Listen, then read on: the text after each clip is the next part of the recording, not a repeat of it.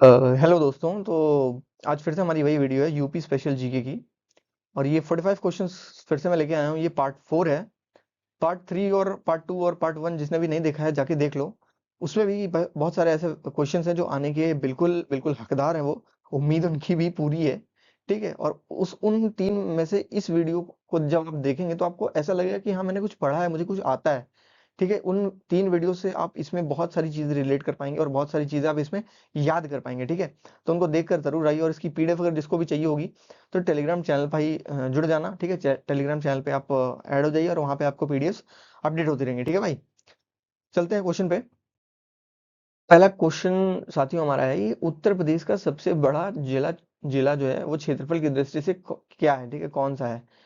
तो ये क्वेश्चन मैंने बता रखा है। ठीक है, लास्ट की 3 वीडियोस में। अगर किसी को मतलब किसी को नहीं पता तो जाके देख लो यार भाई। 15-20 मिनट में क्या ही जाएगा आपका, जाके देख लो और बहुत फायदा होगा उन वीडियो से। तो मैं यहाँ पे आपको ऑप्शन बताता हूँ। तो यहाँ पे जो सही है ये लखीमपुर खीरी जो है भाई। ये लखीमपुर खीरी जो है ये हमारा सही इसमें उत्तर है। जो लखीमपुर खीरी है ये हमारा सबसे बड़ा जिला है क्षेत्रफल की दृष्टि से। और उसके बाद दूसरे नंबर का क्या है भाई? तो दूसरे नंबर का हमारा सोनभद्र है। ठीक है। इसका हमको कोई एरिया बता सकता है? एरिया चलो मैं बता देता हूँ। इसका एरिया है 7680 किलोमीटर। ठीक है, 680 किलोमीटर। देखो यहाँ पे ऐसे लिखूंगा मैं। ठीक है, समझ में नहीं आएगा, कोई मतलब नहीं है इसको लिखने का। आप लोग अपने अपने मन से पेन कॉपी पे लिख लीजिएगा। ठीक है। तो और यहाँ पे दूसरा जिला कौन सा है? दूसरा जिला हमारा है ये सोनभद्र। सोनभद्र का एरिया कितना है? 6905 स्क्वायर किलोमीटर, यानी 6905 वर्ग किलोमीटर है। ठीक है। यहाँ पे मैंने जालौन, देखो जालौन क्या है? जालौन तो इससे रिलेटेड भी नहीं है कि कौन सा बड़ा जिला है छोटा जिला है क्या है। जालौन का मुख्यालय इंपॉर्टेंट है। ठीक है, जालौन का मुख्यालय क्या है दोस्तों? तो जालौन का मुख्यालय जो है, जालौन का मुख्यालय उरई है। ठीक है, उरई। उरई उरई जानते हैं? उरई मुख्यालय है जालौन का और वो बहुत फेमस है उरई। हापुड़ जो है, हापुड़ यहाँ पर इस वजह से इंपॉर्टेंट है क्योंकि हापुड़ जो है वो सबसे छोटा जिला है क्षेत्रफल की दृष्टि से। इसका जो जिला है वो 660 स्क्वायर किलोमीटर है, 660 वर्ग किलोमीटर है। ठीक है। अगला क्वेश्चन है हमारा, संत कबीर नगर जिले का मुख्यालय। देखो मैंने मुख्यालय का बताया और मुख्यालय का क्वेश्चन आ गया। तो संत कबीर नगर जो है ये बहुत इंपॉर्टेंट जिला है हमारा, संत कबीर नगर जिला। और इसका मुख्यालय हमसे पूछा गया है। तो इसका आंसर क्या है भाई? खलीलाबाद। ठीक है, खलीलाबाद जो है ये हमारा सही ऑप्शन है। खलीलाबाद जो है हमारा सही ऑप्शन है। ठीक है, खलीलाबाद जो है हमारा सही ऑप्शन है। सॉरी। और जैसे मैं पूछूं नोएडा जो है, नोएडा नोएडा किसका मुख्यालय है? तो नोएडा मुख्यालय है दोस्तों गौतम बुद्ध नगर का। ठीक है, गौतम बुद्ध नगर।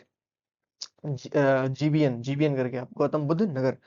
ठीक है। ज्ञानपुर अगर पूछे ज्ञानपुर किस जिले का जो है मुख्यालय है, तो ज्ञानपुर भाई देखो ये सारे इंपॉर्टेंट है, मतलब प्रीवियस ईयर में आए हुए हैं। तो ये भदोही जो है, भदोही जिला, भदोही जिले का मुख्यालय है ज्ञानपुर। ठीक है, ज्ञानपुर जो है ये भदोही जिले का मुख्यालय है। ठीक है, ज्ञानपुर का, ज्ञानपुर जो है भदोही जिले का। और मंझनपुर जो है, देखो मंझनपुर भी इंपॉर्टेंट है। अब मंझनपुर पूछेंगे, मंझनपुर देखो नहीं सुना होगा, पर ये इंपॉर्टेंट इस वजह से क्योंकि ये कौशाम्बी का मुख्यालय है। ठीक है, कौशाम्बी जो है जैन और बौद्ध धर्मों की जो है वो मतलब दोनों की प्रसिद्ध नगरी है कौशाम्बी। ठीक है, प्रसिद्ध जो तीर्थ स्थल आप कह लें। तो मंझनपुर जो है कौशाम्बी का मुख्यालय है। ठीक है। तो देखो अन्य मुख्यालय आ गया। ठीक है, यहाँ पे अन्य मुख्यालय आ गया। मैंने कहा था मुख्यालय के क्वेश्चन इंपॉर्टेंट है, तो अन्य मुख्यालय जो है मैंने यहाँ पे इस वजह से डाला है क्योंकि मुख्यालय से क्वेश्चन आ जाते हैं यूपीपी वगैरह में या यूपी के एग्जाम्स में। मुख्यालय पूछ लेता है यूपी के जिलों के मुख्यालय। ठीक है। तो जब कुशीनगर है, ठीक है, कुशीनगर का जो मुख्यालय है भाई ये आप बताओ। देखो मैं पहले आपको ये बता देता हूँ, सिद्धार्थनगर और फर्रुखाबाद। ठीक है, इनमें जो है मतलब एक सिमिलैरिटी है। तो फर्रुखाबाद और सिद्धार्थनगर में इन दोनों के पीछे गढ़ लगेगा। ठीक है, जो इनके मुख्यालय हैं। तो सिद्धार्थनगर का नवगढ़ है, तो आप ना से याद रखिएगा कि इसमें सिद्धार्थनगर में ना आता है, तो इसका हो गया नवगढ़। ठीक है, नवगढ़। और फर्रुखाबाद में फा आता है। ठीक है, फा, तो इसका हो गया फतेहगढ़। ठीक है, फतेहगढ़। तो ये आपको दोनों याद हो जाएंगे। अमेठी का क्या है? अमेठी का भाई गौरीगंज है। ठीक है, गौरीगंज अमेठी का जो है मुख्यालय है वो गौरीगंज है, ये आपको याद करना पड़ेगा। अमेठी गौरी, अमेठी गौरी, अमेठी गौरी, ऐसे याद रखिए, आपको याद हो जाएगा। कुशीनगर का मुख्यालय क्या है? देखो कुशीनगर का मुख्यालय भाई क्या है? कुशीनगर का मुख्यालय मैंने आपको ऑप्शंस में बताया रखा है। देखो तीन तीन वीडियोस में पढ़ाई है ना, उसमें मैंने एक नाम लिया था पडरौना। तो पडरौना जो है वही कुशीनगर का मुख्यालय है। ठीक है, पडरौना जो है वही कुशीनगर का मुख्यालय है। ये सारे मुख्यालय आप याद रखिएगा, बहुत इंपॉर्टेंट है, मोस्ट इंपॉर्टेंट मुख्यालय है ये। और ना एक और पूछते हैं अम्बेडकर नगर, अम्बेडकर नगर का मुख्यालय क्या है? अम्बेडकर नगर जो है वो भी इंपॉर्टेंट है। अम्बेडकर नगर का मुख्यालय है दोस्तों अकबरपुर। ठीक है, अकबरपुर जो है वो अम्बेडकर नगर का मुख्यालय है। अगला क्वेश्चन है हमारा, उत्तर प्रदेश राज्य की राजधानी लखनऊ से पहले क्या थी? लखनऊ से पहले क्या थी? तो लखनऊ से पहले दोस्तों प्रयागराज थी। ठीक है, लखनऊ कब हुई? 1920 में। ठीक है, 1920 में ये आंशिक रूप से हुई थी। ठीक है, लोग कहते हैं 1920 में आंशिक रूप से तो 1920 में हुई थी, पर कहीं पे ये कंट्रोवर्सी है कि ये स्थायी रूप से 21 में हो गई थी, 21 में हो गई थी स्थायी रूप से। पर कहीं कहीं बुक्स में लिखा हुआ है कि 1938 से ये स्थायी रूप में आई है, 1935 से स्थायी रूप में आई। तो आपको सिर्फ इतना याद रखना है कि राजधानी जो लखनऊ हुई, इसके पहले की राजधानी हमारी प्रयागराज थी, और प्रयागराज के पहले हमारी आगरा थी। ठीक है, आगरा, ठीक है, आगरा थी। ठीक है, इतनी चीजें आपको पता हो गई कि लखनऊ के पहले राजधानी हमारी प्रयागराज और उसके पहले हमारी जो है आगरा थी। और इसमें जो सही ऑप्शन हाईलाइट मैं कर देता हूँ ताकि आपको कंफ्यूजन ना हो। तो जो प्रयागराज ही हमारा सही आंसर है इस क्वेश्चन का।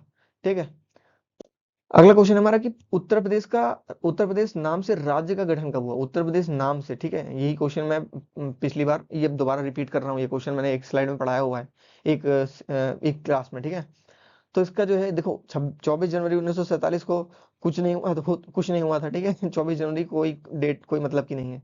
25 जनवरी 1980 भी डेट कोई मतलब की नहीं है। ठीक है, तो ये भी हम काट देते हैं, ये भी काट देते हैं। ठीक है, हमारा जो सही आंसर है वो भाई है 24 जनवरी 1950 को हमारा राज्य का गठन हुआ था उत्तर प्रदेश नाम से। ठीक है, उत्तर प्रदेश नाम से हमारा 24 जनवरी 1950 को गठन हो गया था। अगला क्वेश्चन हमारा कि उत्तर प्रदेश राज्य का पुनर्गठन कब हुआ? देखो, वो गठन हुआ, ये पुनर्गठन हुआ, तो पुनर्गठन कब हुआ हमारा? पुनर्गठन देखो, लास्ट वीडियो में मैंने शायद 9 नवंबर 2000 बता दिया था, पर वो गलत है। वो राज्य का विभाजन था। ठीक है, वो शायद मिस्टेक हुई मुझसे। और इसका जो पुनर्गठन हुआ, राज्य का पुनर्गठन कब हुआ? तो भाई ये हुआ था 1 नवंबर 1956 को। ठीक है, 1 नवंबर 1956 को हमारे राज्य का जो है पुनर्गठन हुआ था। ठीक है, तो ये क्वेश्चन हमारा सही है। और अगर पूछे आपसे विभाजन कब हुआ था, है ना, राज्य का विभाजन उत्तराखंड से कब हुआ था, तो वो क्वेश्चन हमारा तब 9 नवंबर 2000 सही होता है। ठीक है, 9 नवंबर 2000 हमारा तब सही होगा। आप लोग एक ये बात कमेंट सेक्शन में बताइए कि उत्तराखंड जब अलग हुआ तब वो कितने जिले अपने साथ लेकर अलग हुआ? ठीक है, अगला क्वेश्चन हमारा, उत्तर प्रदेश से उत्तराखंड कब अलग हुआ? देखा, उत्तर प्रदेश से उत्तराखंड कब अलग हुआ, क्वेश्चन आ गया यहाँ पे। तो ये क्वेश्चन हमारा सही है, 9 नवंबर 2000 को अलग हुआ था। ठीक है, 9 नवंबर 2000 अलग अलग हुआ था। 24 जनवरी 1950 को मैंने क्या बताया? 24 जनवरी 1950 को मैंने उत्तर प्रदेश का नाम पढ़ा था, उत्तर प्रदेश का नाम उत्तर प्रदेश पढ़ा था। और इसी दिन हम अपना उत्तर प्रदेश दिवस भी मनाते हैं, 24 जनवरी 1950। और डॉटर्स डे भी इसी दिन मनाते हैं, 24 जनवरी को। ठीक है, अगला क्वेश्चन है भाई हमारा, प्रदेश राजकीय भाषा सभी कार्यालयों में अनिवार्य रूप से कब लागू हुई? ठीक है, अनिवार्य रूप से कब लागू हुई? तो इसका जो सही ऑप्शन है, सटीक ऑप्शन है, वो 26 जनवरी 1968 है। ठीक है, 26 जनवरी 1968 को हमारी जो ये सॉरी जो भाषा है, राजकीय भाषा, ये लागू हुई थी। राजकीय भाषा अनिवार्य रूप से लागू हो गई थी। ठीक है, और हमारी राजकीय भाषा हिंदी थी। ठीक है, हिंदी, हिंदी थी। ठीक है, आपको आप सभी को पता होना चाहिए कि पहले जो है थी वो देवनागरी थी, प्रस्तावित हुई थी। ठीक है, 1947 में, अक्टूबर 1947 में प्रस्तावित हुई थी, और फिर अनिवार्य रूप से लागू हुई थी 26 जनवरी 1968 को। तो ठीक है, ये चीज याद रखिएगा आप।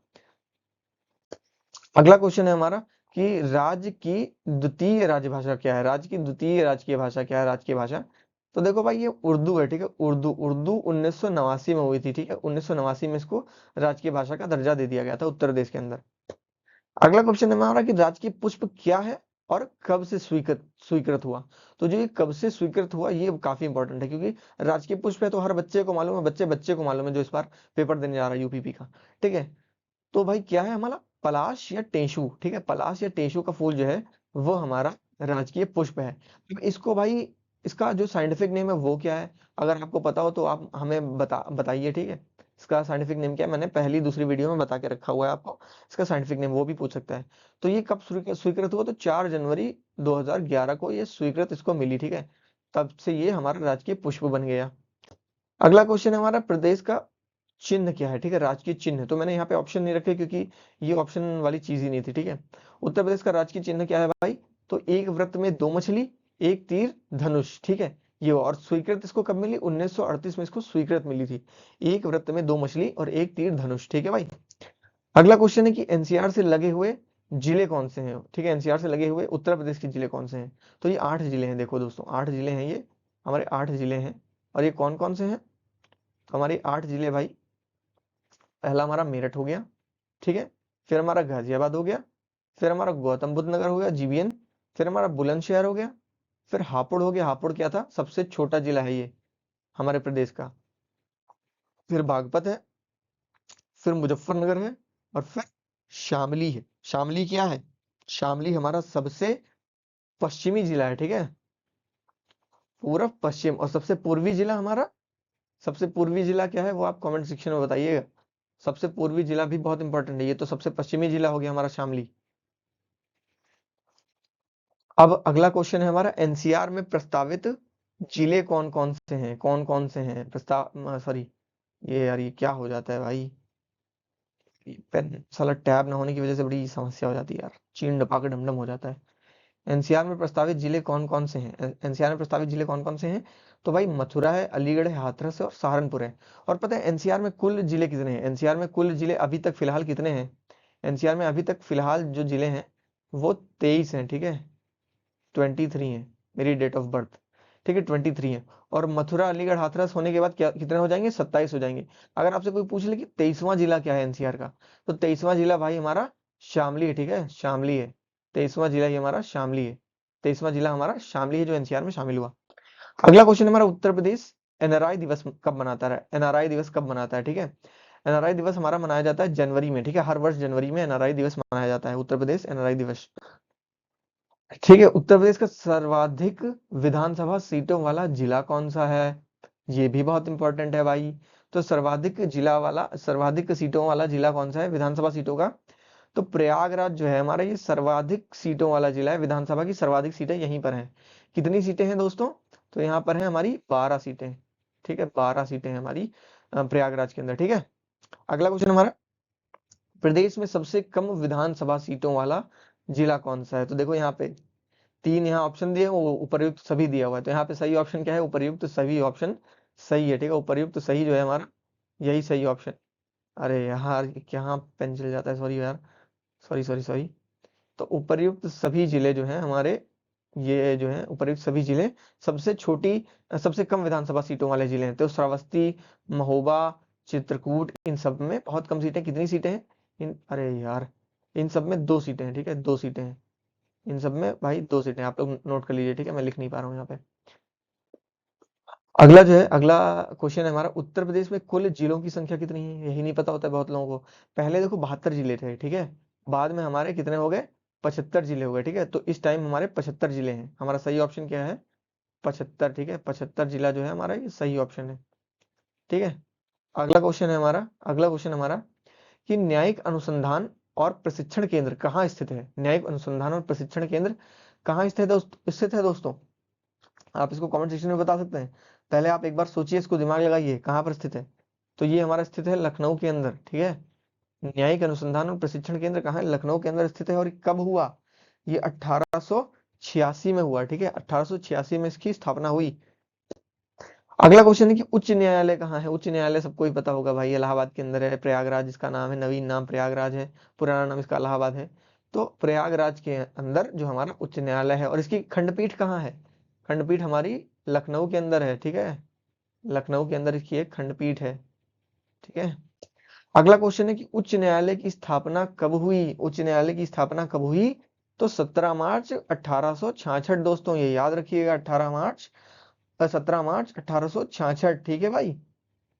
और लखनऊ में न्यायिक अनुसंधान और प्रशिक्षण केंद्र मैंने क्या बताया था, 1986। और अगर मैं आपसे ये पूछ लूं कि सीबीआई कोर्ट्स जो होती हैं पूरे राज्य में, सीबीआई कोर्ट्स जो हैं, सीबीआई कोर्ट्स होती हैं central bureau of investigation courts, कितनी है, ठीक है तो भाई वो 6 हैं, ठीक है और कहाँ कहाँ पे हैं, 6 हैं, कहाँ कहाँ पे हैं, और देखो हाँ 6 मतलब 6 हैं तो कहाँ कहाँ पे होंगी, अलग अलग हैं, देखो हैं 2 ही जगह पे, एक एक तो हो गए, मतलब एक नहीं होगी, 4 हो गई हमारे लखनऊ के अंदर, 4 लखनऊ के अंदर हैं, और 2 जो है हमारी वो गाजियाबाद के अंदर है, ठीक है 4 लखनऊ के अंदर है और 2 गाजियाबाद के अंदर है, ठीक है 2 गाजियाबाद के अंदर 4 लखनऊ के अंदर। एक क्वेश्चन और ऐसे ही पूछ लेता है कि मतलब प्रदेश में कुल औद्योगिक न्यायीकरण कहाँ पे है, ठीक है न्यायीकरण, तो हालांकि ये इतना इंपॉर्टेंट क्वेश्चन नहीं है, बस 6 होते हैं, ठीक है 6 औद्योगिक न्यायीकरण जो है वो 6 हैं। प्रदेश में कुल कारागार संख्या, देखो ये सारे क्वेश्चन इस वजह से इंपॉर्टेंट, मैं इस वजह से लिख रहा हूँ भाई क्योंकि आपका यूपी पुलिस है, ठीक है तो पुलिस जो है और जेल बड़ा संबंध होता है, ठीक है इनसे, पुलिस और चोर और जेल का जो है वो बहुत संबंध बहुत तगड़ा होता है, इस वजह से मैंने यहाँ पे कारागार के क्वेश्चन रखे हैं। तो यहाँ पे कुल कारागार संस्थाएं कितनी है, तो कुल कारागार संस्थाएं दोस्तों हमारी 72 है, ठीक है तो जो 72 है हमारा सही ऑप्शन है, हमारे प्रदेश के अंदर कुल कारागार संख्याएं जो है 72 है, ठीक है। अगला क्वेश्चन, प्रदेश में नारी बंदी निकेतन कितने हैं, प्रदेश में नारी बंदी निकेतन कितने हैं, ये भी क्वेश्चन इंपॉर्टेंट है, ये सारे क्वेश्चन इंपॉर्टेंट है यूपी पुलिस के मतलब पर्सपेक्टिव से।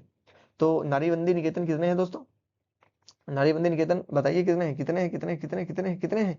नारीबंदी निकेतन भाई हमारा सिर्फ एक है, ठीक है, सिर्फ एक है। तो ना 7 है, ना 5 है, ना 2 है, एक हमारा नारीबंदी निकेतन है, वो भी लखनऊ के अंदर है। लखनऊ के अंदर है हमारा नारीबंदी निकेतन। और आपसे एक क्वेश्चन मैं और पूछना चाहूंगा, जैसे मैंने कारागार का पूछा कि कितने कारागार हैं, तो आपने बताया 72 कारागार संस्थाएं हैं।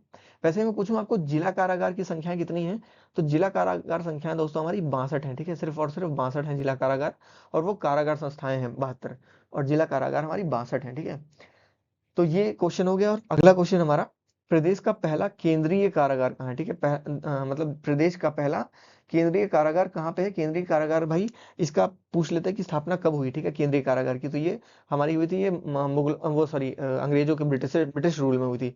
तो आगरा में हमारा जो है, जो पहला केंद्रीय कारागार है, पहला केंद्रीय कारागार हमारा आगरा के अंदर है, और ये 1844 के अंदर बना था, ठीक, स्थापना हुई थी इसकी। उत्तर प्रदेश के प्रथम उप मुख्यमंत्री कौन है? देखो मैंने आपको उप मुख्यमंत्री तो बताया था, प्रथम मुख्यमंत्री कौन थे? गोविंद वल्लभ पंत जी जो थे, ये हमारे प्रथम मुख्यमंत्री थे, और ये भारत रत्न भी रह चुके हैं, और ये हमारे एक्स होम मिनिस्टर भी रह चुके हैं। इनको भारत रत्न कब प्राप्त हुआ? इनको भारत रत्न प्राप्त हुआ है 1957 में, ठीक है, 1957 में इनको भारत रत्न प्राप्त हुआ है। चौधरी चरण सिंह जी जो हैं, ये हमारे उत्तर प्रदेश के मुख्यमंत्री रह चुके हैं, और विश्वनाथ प्रताप जी जो हैं, ये भी हमारे उत्तर प्रदेश के मुख्यमंत्री रह चुके हैं। और ये दोनों लोग जो हैं, ये दोनों लोग प्रधानमंत्री भी बन चुके हैं, वीपी सिंह और ये चौधरी चरण सिंह, ये दोनों देश के प्रधानमंत्री भी बन चुके हैं।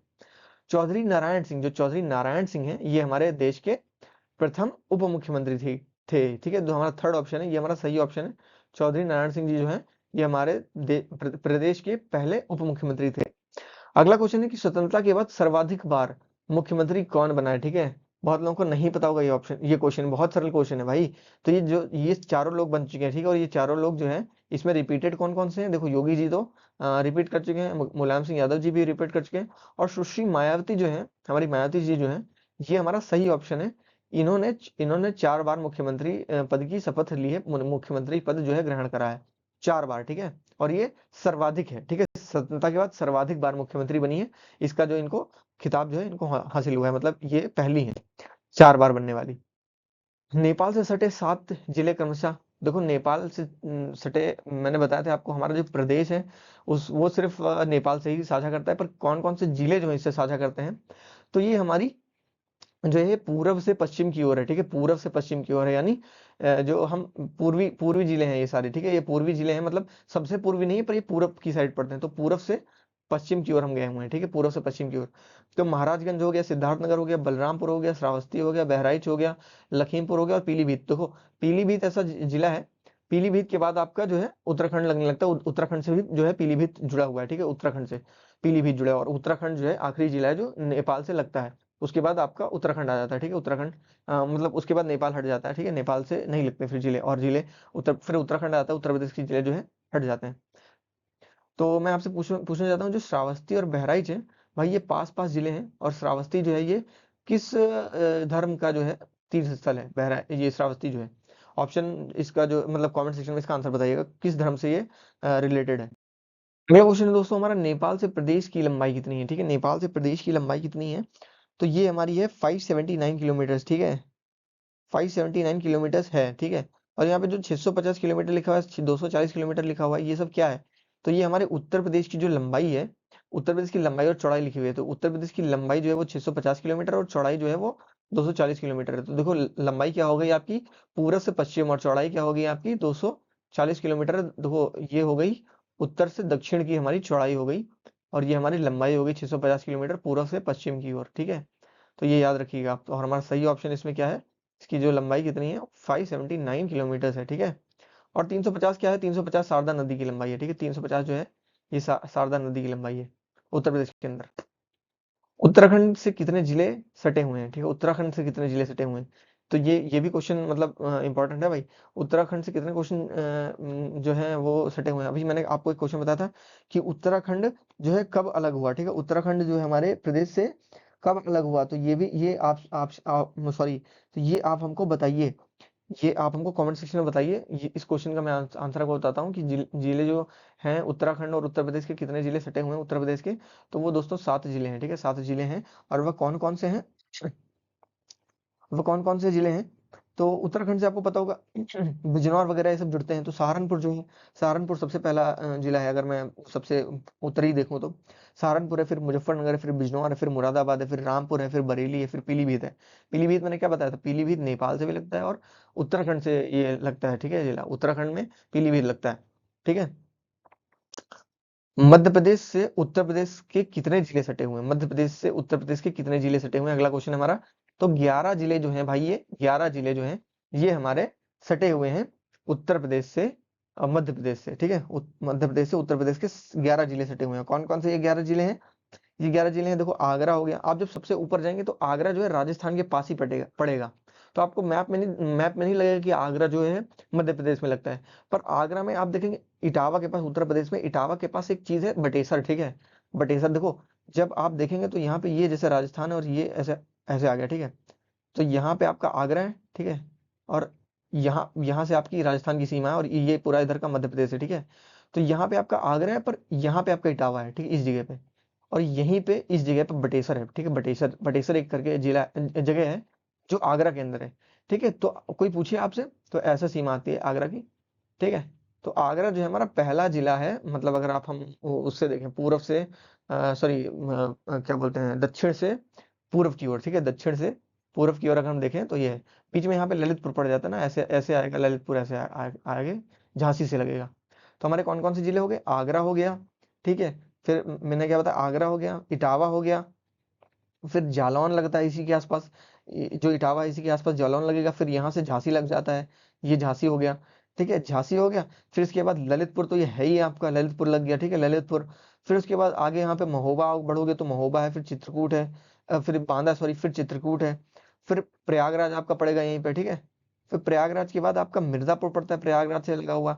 फिर उसके बाद आपका सॉरी मिर्जापुर के बाद जो आपका पड़ेगा सोनभद्र पड़ेगा, जो यहाँ पे ऐसे आएगा, ऐसे आके ऐसे चला गया, ठीक है। तो यहाँ पे आपका जो है सोनभद्र पड़ेगा, ठीक है भाई। तो अभी देखो सोनभद्र की बात कर रहे थे और सोनभद्र का ही क्वेश्चन आ गया, ठीक है। सोनभद्र से सटे राज्यों की संख्या क्या है, ठीक है। तो ये क्वेश्चन जो है हमें बताना है। तो भाई सोनभद्र से सटे राज्य कितने हैं, मैंने आपको पिछली वीडियोस में बता रखा है। चार राज्य ऐसे हैं जो सोनभद्र से सटे हुए हैं, ठीक है। कौन कौन से हैं? तो सोनभद्र जब आप देखेंगे सोनभद्र मैप में, तो पहले तो यहाँ पे बिहार हो गया, फिर उसके बाद आपका झारखंड हो गया, फिर आपका यहाँ पे छत्तीसगढ़ हो गया नीचे, फिर इस साइड जो है आपका ये मध्य प्रदेश हो गया, ठीक है। और यहाँ सोनभद्र, आप तो सोनभद्र जो है 4 राज्यों से सीमा जो है लगाता है, ठीक है। है। सहारनपुर से सटे राज्य कौन कौन से हैं? तो सहारनपुर से राज्य जो है भाई, ये 3 राज्य हैं, ठीक है। 3 राज्य जो हैं वो सहारनपुर से जुड़े हुए हैं। सहारनपुर से 3 राज्य कौन कौन से हैं? तो हमारा उत्तराखंड हो गया इस साइड, और इधर हिमाचल प्रदेश बहुत थोड़ा सा लगता है, एकदम थोड़ा सा, ठीक है। और इधर हमारा कौन सा हो गया, हरियाणा, ठीक है, हरियाणा। और इधर हिमाचल प्रदेश और इधर उत्तराखंड जो है सहारनपुर से लगते हैं, सहारनपुर बीच में यहाँ पे सहारनपुर से लगते हैं। अगला क्वेश्चन है कि उत्तर प्रदेश से सबसे कम सीमा साझा करने वाला प्रदेश, अभी मैंने पिछली स्लाइड में एक ऑप्शन मैंने आपसे लिया है, एक ऑप्शन मैंने बोला है, कौन सा है वो? हिमाचल प्रदेश है भाई। हिमाचल प्रदेश मैप में देखोगे आप तो बिल्कुल थोड़ा सा है, उत्तराखंड और हिमाचल प्रदेश हरियाणा के बीच में बिल्कुल थोड़ी सी जो है इसकी जो सीमा लगती है। तो सबसे कम सीमा साझा करने वाला हमारा हिमाचल प्रदेश हो गया उत्तर प्रदेश से। गोविंद वल्लभ पंत सागर झील कहाँ पर है? गोविंद वल्लभ पंत सागर झील ये कहाँ पर है दोस्तों? बताइए कहाँ पर है। और इस पे जो बांध बना है वो भी बताइएगा कहाँ पर है। मतलब ये मैं आपसे चाह रहा हूँ कि मैं अभी 10 सेकंड में नहीं बोलूंगा, तो 10 सेकंड में आप जो है इसका ऑप्शन जो है आप कमेंट सेक्शन में लिख दीजिए, ठीक है, कहाँ पे है ये। तो कहाँ पे है भाई गोविंद वल्लभ पंत सागर झील? तब तक मैं आपको और क्वेश्चन जो है डिफाइन करता हूँ।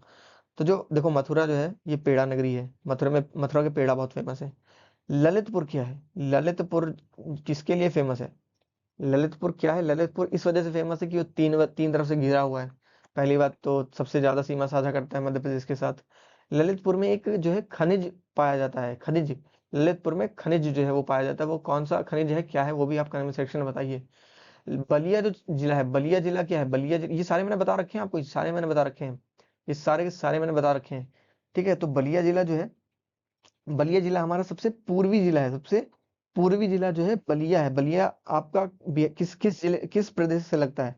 बलिया जिला हमारा लगता है बिहार प्रदेश से, ठीक है। बिहार प्रदेश से हमारा जो है ये बलिया जिला जो है अपनी सीमा साझा करता है, ठीक है। गोविंद वल्लभ पंत सागर जो है, पहली बात इसमें पूछेगा आपको ये कितने मीटर ऊंचा है, ठीक है। गोविंद वल्लभ पंत सागर झील जो है ये पूछेगा कहाँ पर है, ठीक है। तो ये पहली बात, अगर आपने क्वेश्चन हो सकता दे दिया हो तो मैं आपको बता दूं, सोनभद्र जिले में जो है ये गोविंद वल्लभ पंत सागर झील है।